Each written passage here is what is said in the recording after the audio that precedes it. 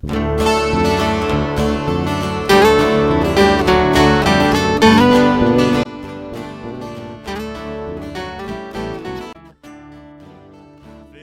o homem que confia no Senhor, esse guarda para não fazer o mal. Vivendo assim, o Senhor se agradará, e forças para vencer Ele dará.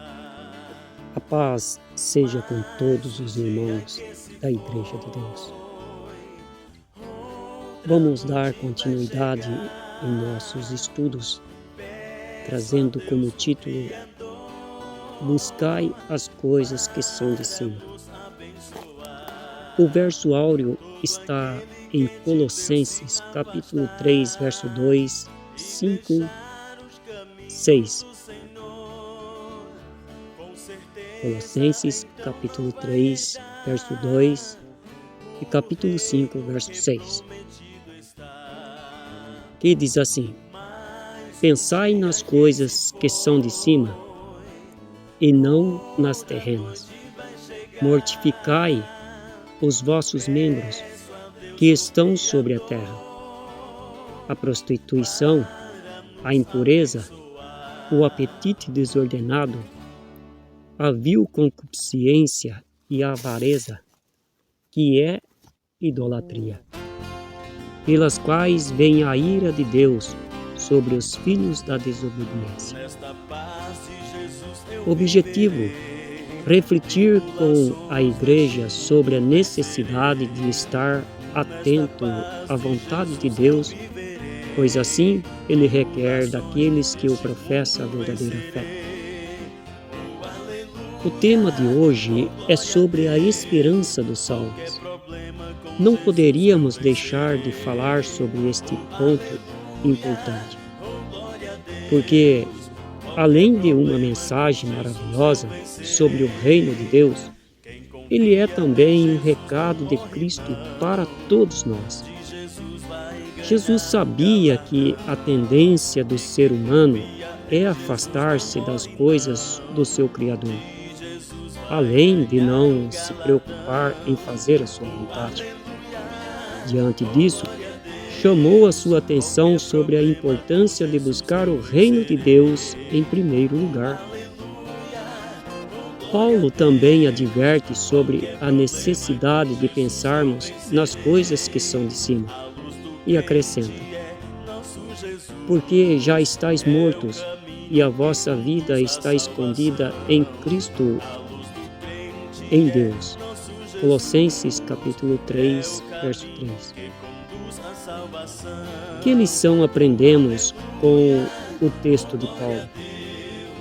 Que devemos começar do jeito certo, pensando primeiramente em Deus e preocupando nas coisas primeiramente em buscar as coisas espirituais. Pois todas as coisas nos são dadas por Deus, tanto materiais como as celestiais.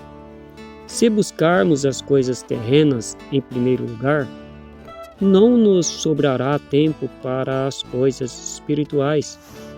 Porém, buscando as coisas de Deus em primeiro lugar, Ele nos abençoa em tudo o que precisamos, e nada nos faltará. Portanto, amados, sigamos o exemplo de Davi, dizendo: O Senhor é meu pastor, nada me faltará. Salmo 23, verso 1. Salomão falou da sabedoria com muita propriedade, pois Deus lhe concedeu muito conhecimento. E mesmo Cristo testemunhou sobre ele, colocando-o em segundo lugar no ranking dos homens mais sábios de todos os tempos. Lucas capítulo 11, verso 31.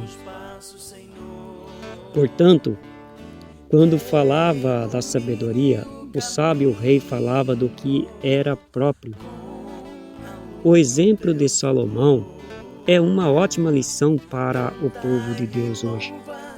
Enquanto buscou ao Criador, e procurou a sabedoria como a tesouro escondido, Salomão foi abençoado em todos os propósitos do seu reino.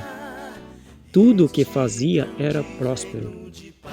Mas quando se deixou levar pelas paixões da carne, entregando-se ao amor das mulheres de nações idólatras, a sua queda foi tão rápida quanto a sua ascensão.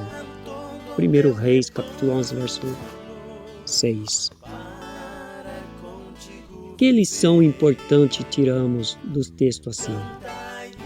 Que a salvação depende muito do que conhecemos, pois para Deus a sabedoria está em primeiro lugar. Mas como obedecer se não conhecemos? Por isso, o conhecimento tem papel fundamental na nossa salvação. A fé é pelo ouvir, e o ouvir pela palavra de Deus, disse Paulo. Por outro lado, quanto maior o conhecimento, maior é a responsabilidade. Mas isto não nos tira a responsabilidade de procurar conhecer bem a vontade de Deus, a fim de agradá-lo ainda mais. Lucas capítulo 12, verso 48 e Romanos 10, 17. Que recomenda a palavra de Deus sobre a fé? O lema da cristandade é que a salvação é pela fé. Disso não temos dúvida, desde que a fé seja respaldada pela palavra de Deus. Vejamos o que disse Tiago sobre isso. Mas, ó homem vão, queres tu saber que a fé sem as obras é morta? Tiago, capítulo 2, verso 20. Veja também o verso 19.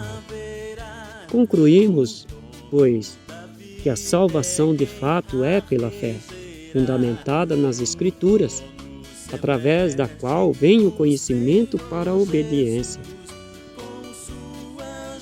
Por falta de fé e de conhecimento bíblico, muitos adotam doutrinas e ensinamentos de homens, sem qualquer base bíblica, e isto tem reflexo na salvação. Marcos capítulo 7, versos 6 e 7. Que parâmetros Deus usa para julgar o pecador? Deus tem seus próprios padrões, tanto no que diz respeito à fé quanto ao modo de julgar. Ele não nos julga pelos nossos padrões, e sim pelos dele. Seus padrões são tão altos que exigem renúncia à força de vontade da nossa parte para cumpri-los suficientemente. Não devemos imaginar que vamos fazer a vontade de Deus, ser agradáveis a Ele sem algum sacrifício. O seu padrão é tão elevado que Ele mesmo não hesitou em oferecer o próprio Filho por amor ao mundo pecador.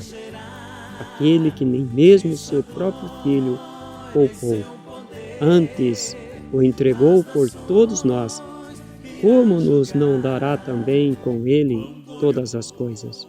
Romanos capítulo 8, verso 38. Em que deve o homem pensar para ter um final feliz para a sua vida? Basta alguém renunciar uma vaga de emprego, um concurso, ou basta alguém anunciar uma vaga de emprego em um concurso ou algo semelhante para se formar uma fila de candidatos para se inscreverem. É natural que o homem se preocupe com o futuro, mas é preciso pensar num futuro duradouro. E não apenas para essa vida. Se é só para essa vida que esperamos em Cristo, somos de todos os homens os mais dignos de lástima. 1 Coríntios capítulo 15, verso 19. Que Deus nos ajude e nos abençoe em nome de Jesus. Amém. Seu poder, as nações irão julgar, te convido amigo, ainda é tempo, venha já fazer parte deste povo que com Exu há de reinar. Sobre as nuvens descerá, toda a terra encherá de sua glória e seu poder. As nações irá julgar. Sobre as nuvens descerá.